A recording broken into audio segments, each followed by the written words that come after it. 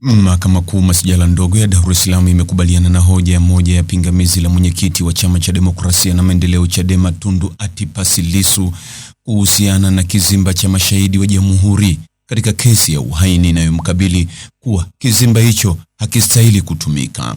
Lissu aliweka pingamizi akipinga shahidi wanne wa Jamhuri katika kesi hiyo ambaye ni miongoni mwa mashahidi 11 wa Jamhuri waliopewa ulinzi wa mahakama kwa maana ya kutoa ushahidi wao bila kuonekana, akidai kuwa kizimba hicho hakiendani na matakwa ya kanuni ya 3 ya kanuni za ulinzi wa mashahidi, kwani hakiwezeshi mahakama kumwona shahidi huyo.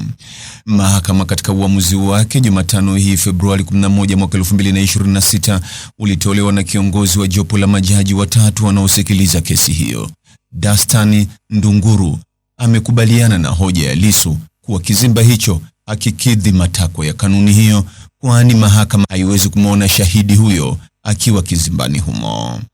Hivyo mahakama imeelekeza kizimba hicho kirekebishwe kwa namna ambayo mahakama itaweza kumwona shahidi husika, na imeahirisha kesi hizo mpaka Alhamisi hii Februari 12 kupisha marekebisho ya kizimba hicho. Mbali na hoja hiyo moja, mahakama imekataa hoja nyingine 4 za Lissu za pingamizi hilo, ikiwa ni pamoja na uhalali wa mashahidi hao fiche wa Jamhuri.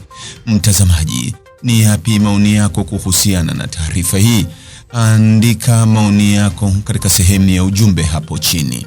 Like na subscribe pia ili uwe wa kwanza kupata habari wa chungu tele.